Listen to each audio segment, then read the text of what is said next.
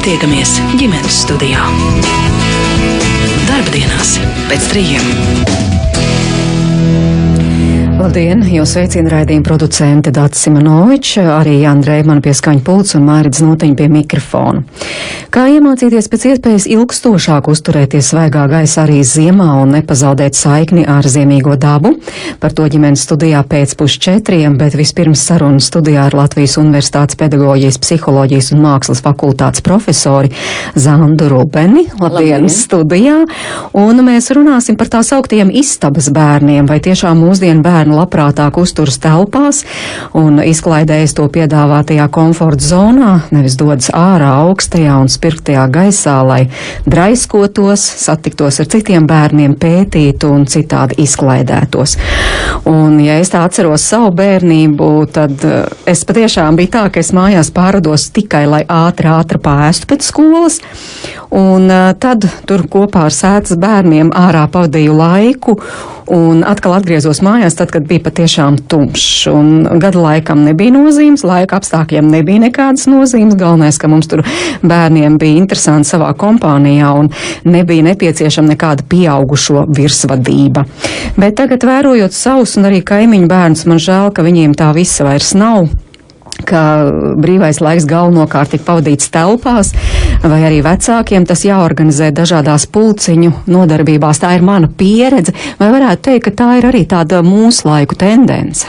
Pilnīgi pareizi, tā patiešām ir mūsdienu sabiedrībai raksturīga tendence.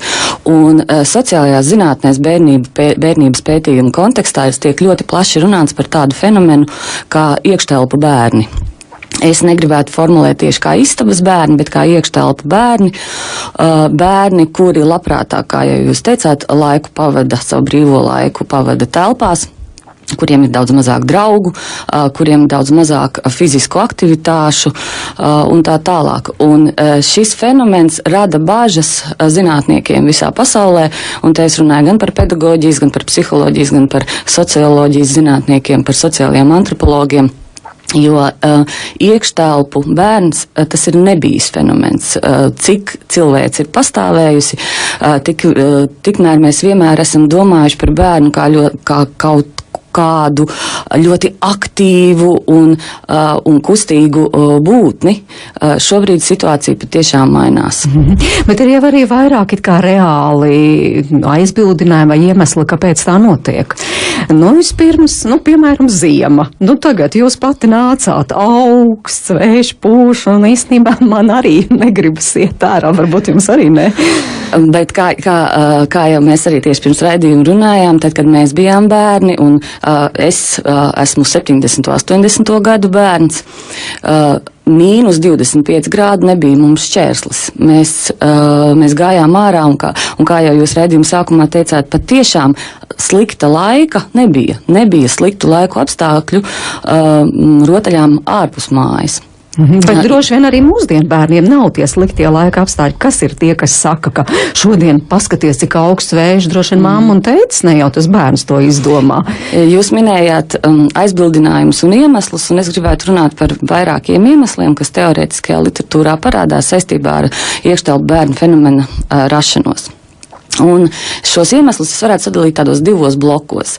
Viens ir sociālo paradumu, sociālo prasmju un sociālo paraugu radikāla maiņa mūsdienās. Un ar mūsdienām es saprotu tā saucamo informācijas sabiedrību.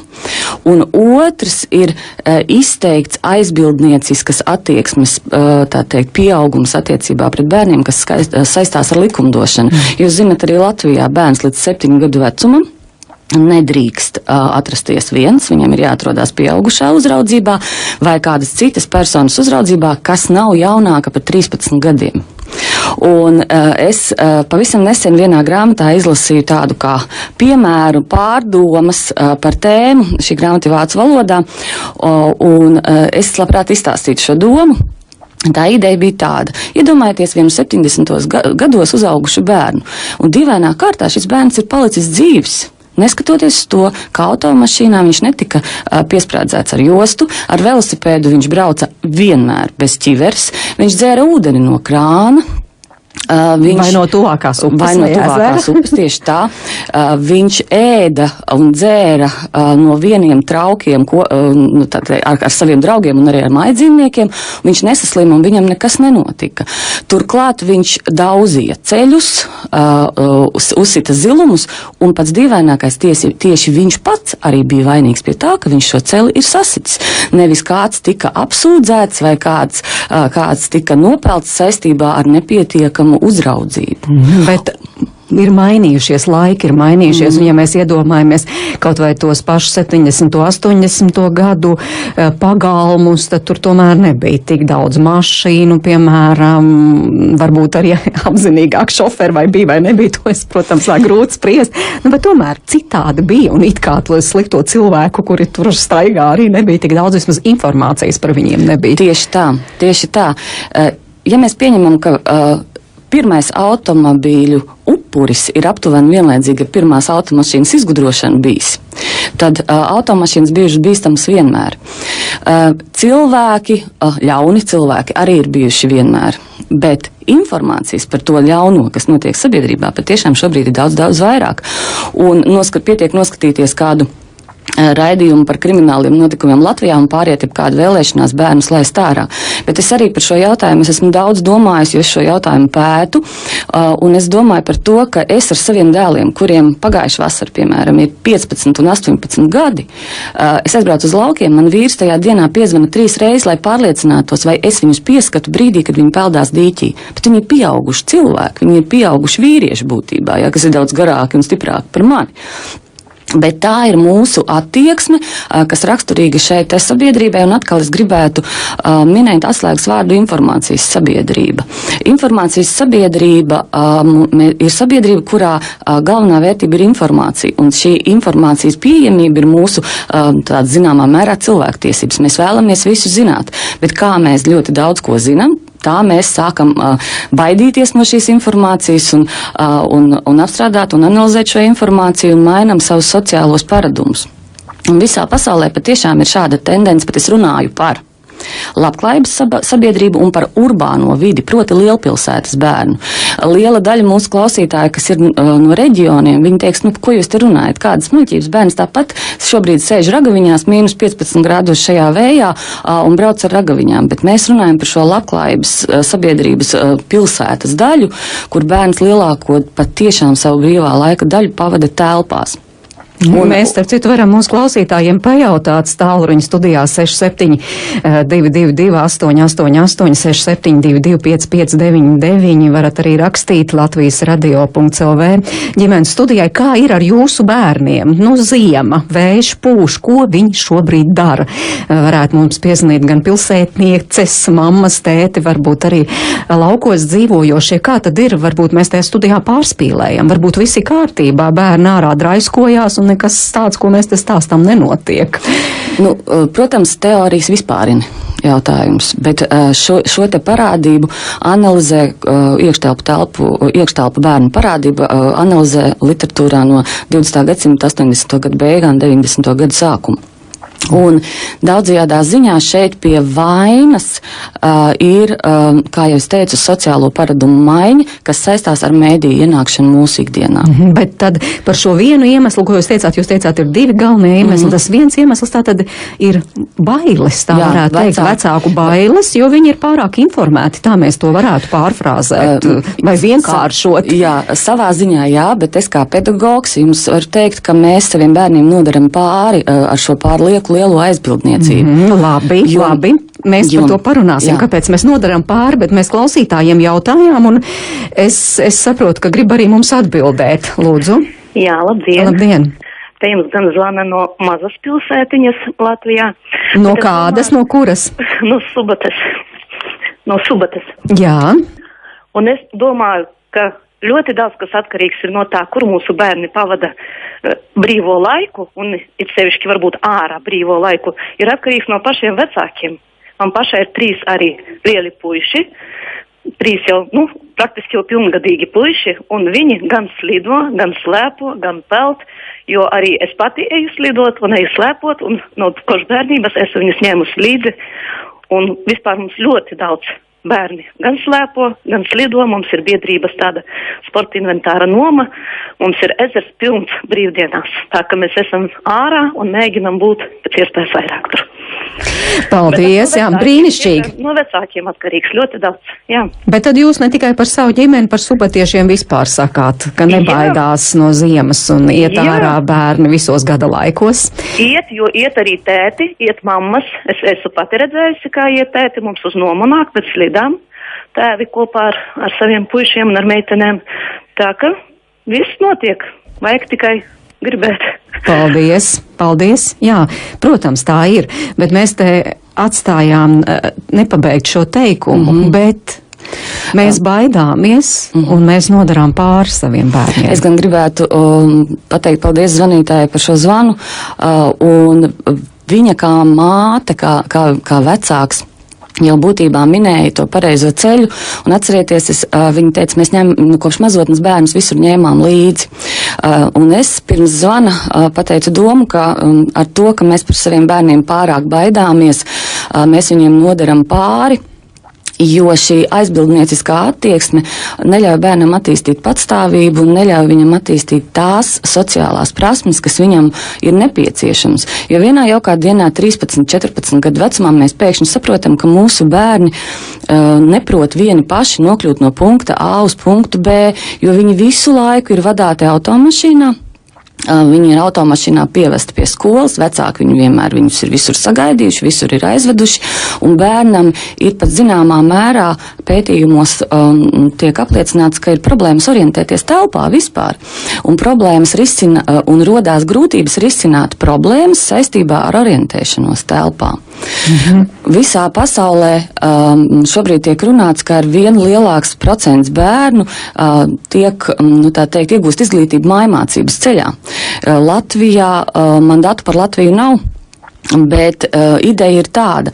Bērni mācās mājās bieži vien nevis tādēļ, ka viņiem ir kādas veselības problēmas, bet gan tādēļ, ka vecāki neusticās šai bīstamajai ārpasaulē un bērnus vienkārši nelaiž ārā no mājas, ja mums šķiet, ka tas ir daudz drošāk, ka šis bērns atrodas mājās, un mēs zinām, ko viņš dara, ja viņš ir savā istabā aiz aizvērtām durvīm mediju priekšā, datoru priekšā, bet, ziniet, mēs paši jau labi zinām, ka bieži vien mēs nezinām, ko viņš tur dara. Jā. Klausāmies, labdien, ģimenes studijā. Labdien. Jā, labdien. Es arī esmu divu dēlu tēvs. Man nākas saskaties ar to, ka daži no maniem draugiem vienkārši, kā lai saka, tos dēls kaut kā ieslēdz kaut kādā čaulā un neļauj viņiem darīt kaut ko.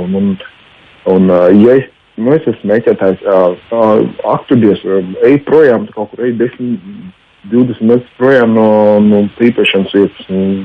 Labi, par pīpēšanu mēs nerunājam, bet par to čaulu. Kā jūs domājat, ieslēdz čaulā? Kā? Tas kad viņš ir manējis, un tad, nedodies, ka ar viņu kaut kas notiks. Man pašam kādreiz bija brālis. Viņš aizgāja bojā, diemžēl. Bet mēs tomēr gājām ārā kaut ko, mēs darījām kaut ko. Bet tad jūs par saviem bērniem nebaidāties, viņi tā brīvi, jūs ļaujat viņiem baudīt bērnību, tā teikt, kaut kur pagalmā, piemēram, kopā ar draugiem? Jā, viennozīmīgi, jā.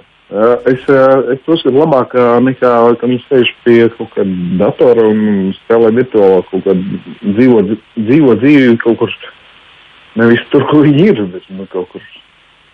Paldies. Protams, tas ir tas otrais iemesls, ko jūs minējāt, kāpēc tā notiek. Tās ir tās visas virtuālās iespējas, un te Aivars mums arī saka, agrāk tiešām mājās nebija ko darīt, bet tagad taču, kas tikai viss tur nav, tur ir dators un visādas spēlēšanās iespējas, televizors, mobilais telefons. Daudz laimes Aivaram vārdu dienā. Jā, tiešām. Un es viņam pilnīgi piekrītu, bet man ir jāatgriežās pie šī pirmās iemesla, lai nokļūtu pie otrā. Tātad mūsu aizbildniecība par bērnu, bailes par viņu, viņam attīsta sociālus paradumus, tādus, kādi viņam ir, un viņam ir pieredze iekštelpās. Un pamazām šī te dzīvošana iekštelpās viņam arvien vairāk iepatīkās. Turklāt šī te iekštelpu fenomens vienmēr ir saistīts ar mēdī centrētu bērna vidi. Jo viņam reiz ir ko darīt. Ārpus istabas viņš īsti nezina, ar ko nodarboties. Reāli draugu viņam ir mazāk, slīdu viņam nav, velosipēda viņam nav. Ragaviņu viņam nav. Ja mēs gājām no rīta ārā, tikko piecēlāmies, paēdām brokastis un atgriezāmies tad, kad iedegās laternas, un būtībā mums arī nebija mobilā telefona, mēs nevarējām tikt pieskatīti. Mēs vairāk attīstījām gan atbildību, gan patstāvību, gan arī savas dažādas sociālās prasmes. Turklāt, ja mēs runājam par maziem bērniem, tad mēs visi zinām, ka tieši fiziskas kustības bērnu attīsta dažādās jomās, arī intelektuāli attīsta. Bet bērns, kuram nav šīs pieredzes ārpus istabas, viņš ļoti labi un komfortabli jūtās istabā, jo viņam šīs pieredzes ārpus istabas trūkst. Turklāt mēdīju vide viņu ārkārtīgi fascinē, un tur ir interesanti. Un ja Aivars saka, ka patiešām agrāk nebija ko iekšā darīt, tad mums pašiem šobrīd istabā ir daudz vairāk nodarbju.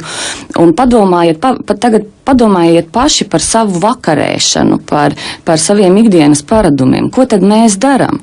Un liela vaina patiešām ir jāuzņemās vecākiem, kā teica zvanītāji no Subates, jo vecāki ar bērniem paši arvien mazāk nodarbojās, jo pavada laiku komunikācijā ar mēdījiem paši pieaugušie. Un, kad es dažreiz domāju par savu ģimeni, tad man, diemžēl, jāatzīst, ja mēs katrs savā istabā, bērniem ir austiņas uz ausīm, viņi vēl vienmēr palūdz, lai aizver durvis aiz viņiem, un, starp citu, durvis ir bērnistabas durvis, un istabas durvis ir ļoti tāds nopietnas izpētes jautājums iekštelpu bērnu fenomenā, jo iekštelpa bērni ļoti vēlās, lai būtu šīs durvis, lai durvis būtu ciet, lai viņiem būtu krampīši un tā tālāk. Ja agrāk krampītis bērniem istabās parādījās brīdī, kad viņi, vairs nebija bērni un parādījās pirmās mīlestības un tā tālāk, viņiem radās vēlēšanās norobežoties no pieaugušajiem. Ja? Un daudz aktuālākas bija vecāku guļamistabas durvis, jo vecāki gribēja norobežot bērnus. Tad šobrīd mūsdienās bērni vēlās norobežoties no vecākiem. Kāpēc? Tāpēc, ka vecāki uzskata mēdīju par draudiem, viņi iejaucās, viņi nāk un skatās, ko tad tie bērni dara. Un bērni nevēlās tikt iztraucēti šajā situācijā, un intervijās, pētījumos ar bērniem, 7, 8, 9 gadus veciem bērniem, bērni ļoti bieži uzsver to, ka viņi vēlās, lai durvis būtu ciet, un lai tā, pieņemsim, televizora skaņa no tās istabas, kur vecāks skatās televizoru, netraucētu viņai vai viņam klausīties mūziku, vai spēlēt attiecīgi savu spēli. Un tātad šī mēdī centrētā vide ir otrs iemesls, kā es jau minēju. Un tad rezultāts ir tāds, mēs baidoties no pasaules bīstamības viņus vedinam būt mājās, un pēc tam paši uztraucamies, ka viņi vairs nevēlās iet ārā. Jo viņi ir atraduši sev to interesējošās nodarbes istabā, viņi to ir iemācījušies tieši tur darīt. Bet mēs vecāki esam tie veicinātāji, vai ne? Tieši tā. Audzināšanas process vienmēr ir bijis aktīvs process, kurā ir iesaistīti gan vecāki, gan pieaugušie informācijas sabiedrībā. Vecāki ir vien mazāk iesaistās audzināšanā. Tas ir jau izpētīts.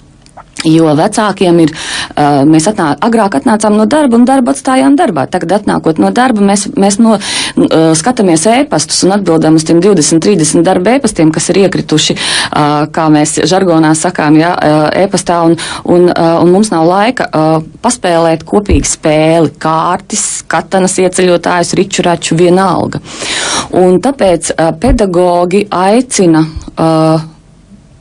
šī iekštelpu bērnu fenomena pētnieki, pedagogi aicina vecākus palīdzēt saviem bērniem iepazīt reālo pasauli, iepazīt šīs te nodarbes iespējamās, ko ārpus istabas var darīt. Un tas grūtākais posms ir saņemties pašam un kopā ar bērnu darboties. Bet es gribētu piebilst ne tikai vecāki. Īstenībā jau tieši to pašu dara arī bērnu dārzi. Ja tagad diskutēja, kā tad ir ar tiem augstajiem laika apstākļiem un tā kā obligāti vairs bērni, piemēram, nav jāved ārā, tad, vai būtu vēlams uz 15 minūtēm, tad audzinātājs saka, priekš kam tad tur pusstundu ģērbt un pēc tam 15 minūtes izvest bērnus ārā un tad atkal problēmas.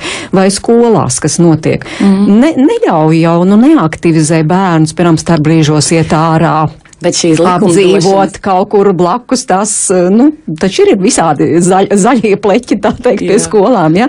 Neviens jau nerosina to darīt, jo arī pedagogiem ir vienkāršāk, ka bērni ir redzami, rokas aizsniedzama attālumā, nekas ar viņiem nenotiks.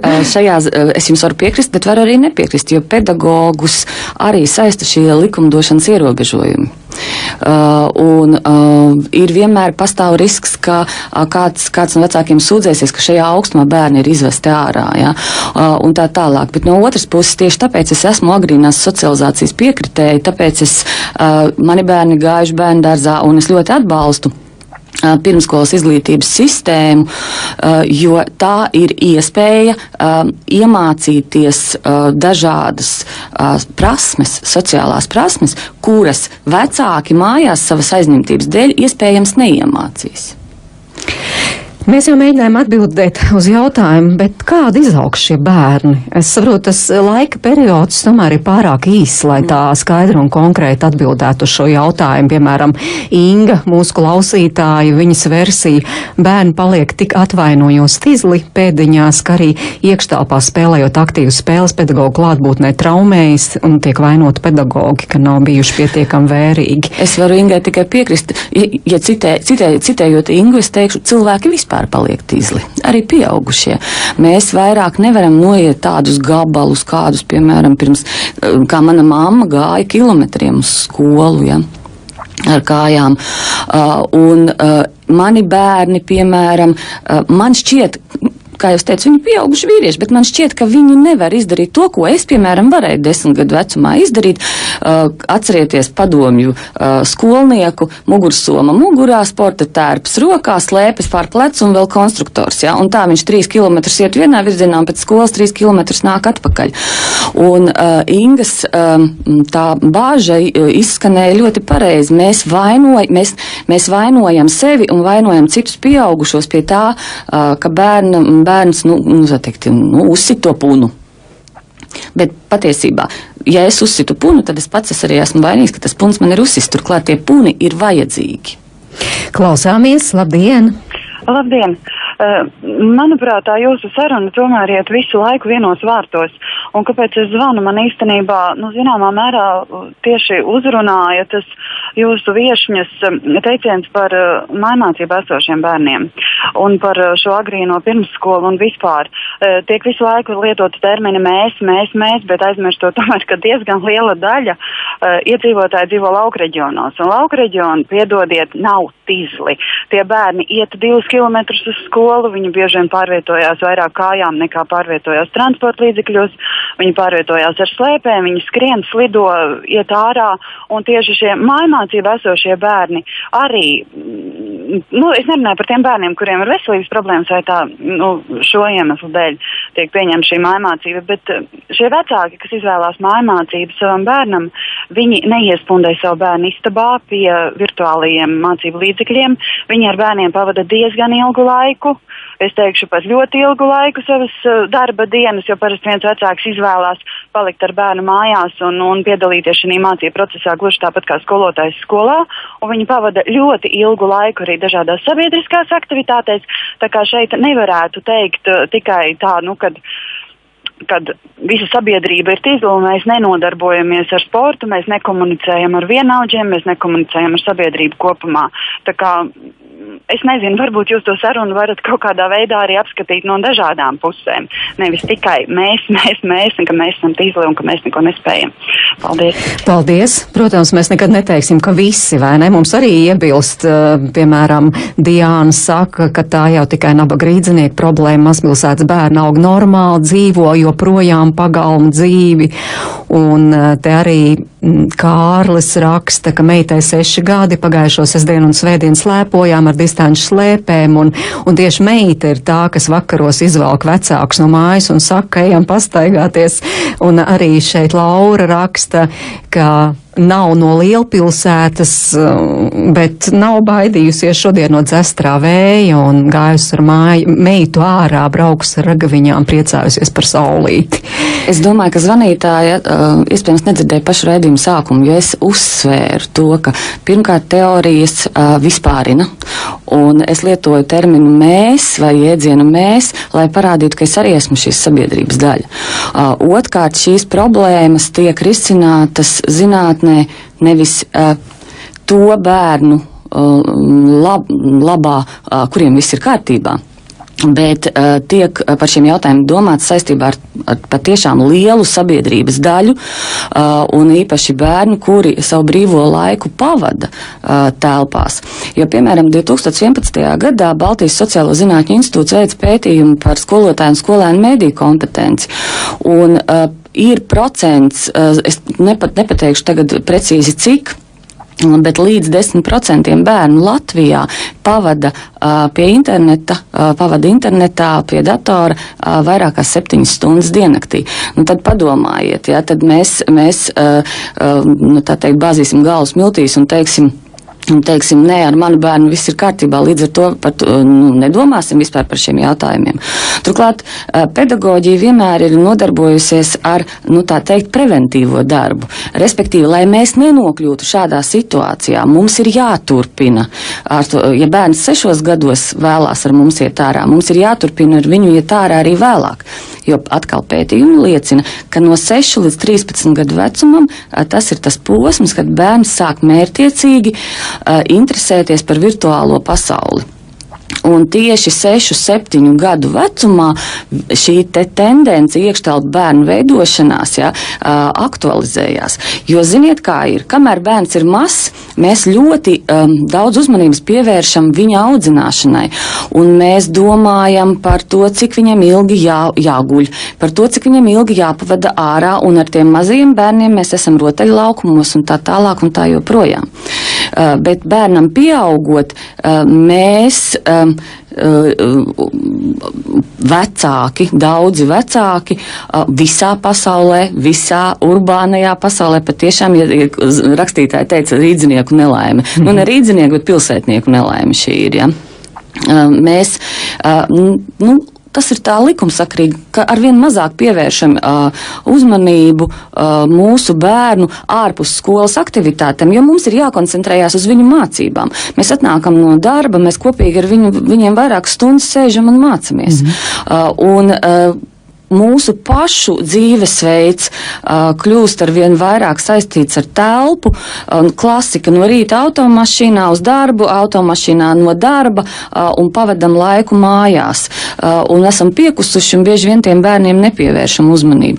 Un tāpēc tas aicinājums no pedagogiem ir ņemiet tos bērnus visur līdz, ejiet ar viņiem un darbojieties, jo mūsu uzdevums šajā kontekstā ir mainīt savus paradumus, lai palīdzētu bērnam attīstīt tādus adekvātus sabiedrības prasībām, sociāli aktīvam dzīvesveidam adekvātus paradumus.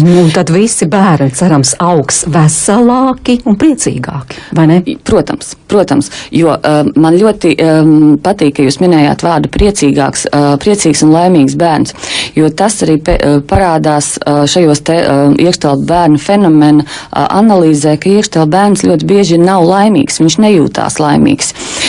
Un viņš nejūtās laimīgs šajā te ārpus telpas pasaulē. Viņam tur vai nu nav interesanti, vai viņš nesasniedz pietiekami lielus panākumus, vai apkārtējie nepriecājas par to. Ja?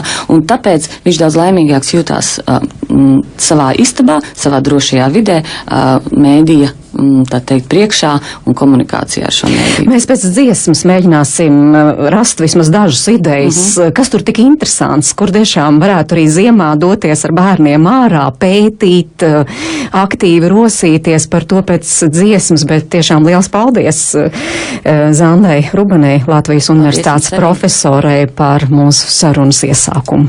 Uz redzēšanos!